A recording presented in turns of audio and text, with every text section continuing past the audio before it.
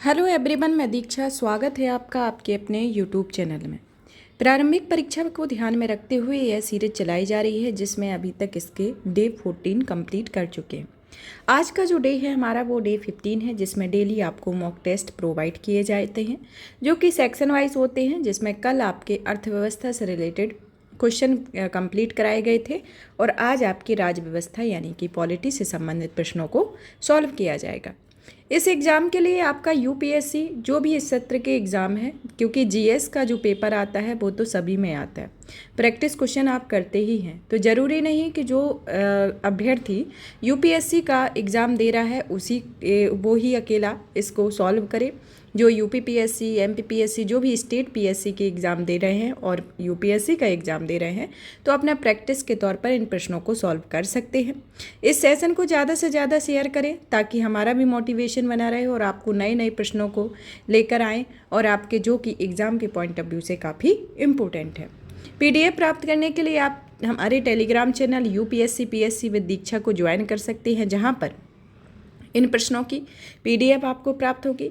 चलिए तो शुरू करते हैं आज के प्रश्नों को, जिसमें आज की श्रृंखला के अंतर्गत हमारा पहला प्रश्न आता है कि किस अधिनियम द्वारा बंगाल के गवर्नर को बंगाल का गवर्नर जनरल पद नाम दिया गया और इस एक्ट के तहत बनने वाले प्रथम governor general lord Warren Hasting थे।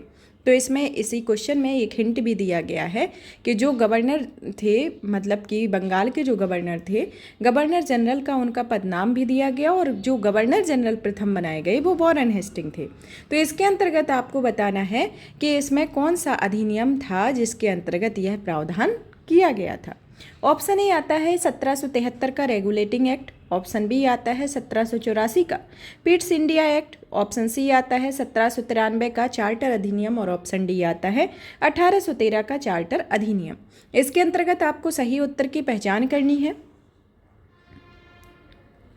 तो इसके अंतर्गत आपका जो उत्तर आता है ऑप्शन ए सही होगा, क्योंकि यह जो अधिनियम है वह 1773 के रेगुलेटिंग एक्ट के अंतर्गत बंगाल के गवर्नर को बंगाल का गवर्नर जनरल का पदनाम दिया गया था और इस एक्ट के माध्यम से मुंबई और मद्रास के गवर्नर को इसके अधीन भी किया गया था और प्रथम governor general lord Warren Hasting को बनाया गया था। तो इसके साथ ही आपका ऑप्शन ए सही होगा। नेक्स्ट क्वेश्चन आता है आपका कि 1935 ईस्वी का भारत शासन अधिनियम के संदर्भ में निम्न में से कौन कौन से कथन सत्य हैं। तो इनमें से बताना है कि कौन कौन से कथन सत्य हैं। पहला कथन दिया गया है कि एक अखिल भारतीय संघ की स्थापना। दूसरा कथन दिया गया है कि केंद्र में द्वैत शासन की स्थापना। तीसरा दिया गया है कि संघीय न्यायालय की व्यवस्था। चौथा, ब्रिटिश संसद की सर्वोच्चता का होना। पांचवा, भारतीय रिजर्व बैंक की स्थापना।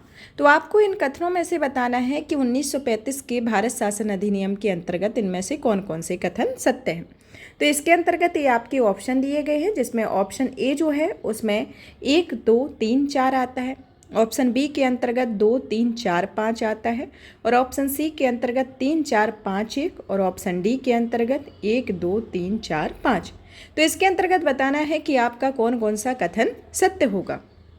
तो इसमें आपका ऑप्शन डी होगा, क्योंकि इसमें पहला, दूसरा, तीसरा, चौथा, पांचवा, ये पांचों कथन जो दिए गए हैं वो 1935 के अधिनियम के अंतर्गत आते हैं, तो ऑप्शन डी होगा। अब नेक्स्ट क्वेश्चन आपका आता है कि राज्य के नीति निर्देशक तत्वों का सिद्धांत का वर्णन भारतीय संविधान के किस भाग के अंतर्गत किया गया। तो इसमें बताना है कि भारतीय संविधान के नीति निर्देशक तत्वों का सिद्धांत किस भाग में है। ऑप्शन ए आता है भाग 5, ऑप्शन बी आता है भाग 3, ऑप्शन सी भाग 2, ऑप्शन डी आता है भाग 4। तो इसके अंतर्गत आपको सही उत्तर बताना है। आपने अपना उत्तर सोच लिया होगा, तो इसमें आपका जो उत्तर होगा ऑप्शन डी होगा, क्योंकि नीति निर्देशक सिद्धांत आपके भाग 4 के अंतर्गत अनुच्छेद 36 से 51 के अंतर्गत आते हैं। कितने? 36 से 51 के अंतर्गत भाग 4 के अंतर्गत राज्य के नीति निर्देशक तत्वों के सिद्धांत आते हैं। भाग 2 के अंतर्गत आपकी नागरिकता आती है, जो कि आर्टिकल 5 से 11 तक की कवर करती है। भाग 3 के अंतर्गत मौलिक कर्तव्य आते हैं, जो अनुच्छेद 12 से 35 तक होते हैं और भाग 5 के अंतर्गत संघ आता है, जिसमें आपके राष्ट्रपति, उपराष्ट्रपति और ये सभी इनके अंतर्गत आते हैं। अब आता है आपका नेक्स्ट क्वेश्चन कि सरदार स्वर्ण सिंह समिति की अनुशंसा पर संविधान के 42वें संविधान संशोधन अधिनियम 1976 ईस्वी के द्वारा निम्नलिखित में से भारतीय संविधान में जोड़ा गया।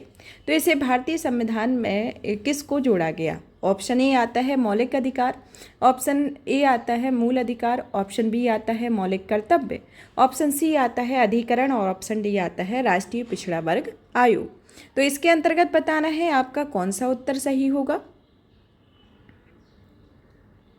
तो इसका उत्तर जो होगा आपका ऑप्शन बी आएगा, क्योंकि यह मौलिक कर्तव्यों को भारतीय संविधान के अनुच्छेद 4 का के अंतर्गत जोड़ा गया, मतलब भाग 4 का के अंतर्गत, और अनुच्छेद 51 का के अंतर्गत जोड़ा गया, जिसमें 11 वर्तमान में अनुच्छेद हैं।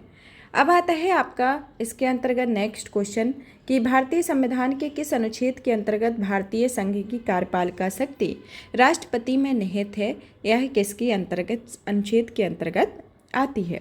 तो आपको बताना है। ऑप्शन ए आता है 50, ऑप्शन बी अनुच्छेद 53, ऑप्शन सी अनुच्छेद 152, ऑप्शन डी अनुच्छेद 55। तो इसके अंतर्गत आपको सही उत्तर की पहचान करनी है। तो इसमें आपका जो उत्तर होगा ऑप्शन बी होगा, क्योंकि भारत की संघ की कार्यपालिका शक्ति का जो राष्ट्रपति में निहित है, यह भारतीय संविधान के अनुच्छेद 53 के अंतर्गत आती है। अब नेक्स्ट क्वेश्चन आपका आता है कि भारत के प्रधानमंत्री के संदर्भ में सबसे लंबा कार्यकाल किस प्रधानमंत्री का रहा है? तो इसके अंतर्गत आपको बताना है। ऑप्शन ए आता है जवाहरलाल नेहरू, ऑप्शन बी आता है इंदिरा गांधी, ऑप्शन सी आता है अटल बिहारी वाजपेयी और ऑप्शन डी आता है नरेंद्र मोदी। तो इसमें आपको बताना है कि इनमें से कौन सा कथन सही है, मतलब कि कौन सा ऑप्शन सही है। तो इसके अंतर्गत जो आपका उत्तर होता है वह ऑप्शन ए होगा, क्योंकि जवाहरलाल नेहरू जी जो रहे हैं उनका कार्यकाल सबसे लंबा कार्यकाल अभी तक का रहा है। इन्होंने 11 वर्ष 9 महीने और 12 दिन तक अपने पद पर रहे, सुशोभित, अपने पद को सुशोभित किया। 16 वर्ष 9 महीने और 12 दिन तक ये अपने पद पर रहे, जो कि सर्वाधिक कार्यकाल के तौर पर प्रधानमंत्री के तौर पर जाने जाते हैं। आपको ये क्वेश्चन जब सॉल्व करा रहे हैं तो आप अपना क्वेश्चन का आंसर पहले से ही सोच लें, ताकि आपकी भी प्रैक्टिस होती जाएगी, क्योंकि हम तो आंसर बता ही रहे हैं, लेकिन आप भी अपना साथ में मेरे क्वेश्चन के आंसर बताने के पहले आप अपना आंसर पहले ही डिसाइड कर लें कि कौन सा आंसर रहेगा। भारतीय संसद का निर्माण निम्नलिखित में से किनसे मिलकर किया जाता है? मतलब कि जो भारतीय संसद का निर्माण होता है वह निम्न में से किनसे मिलकर बनती है?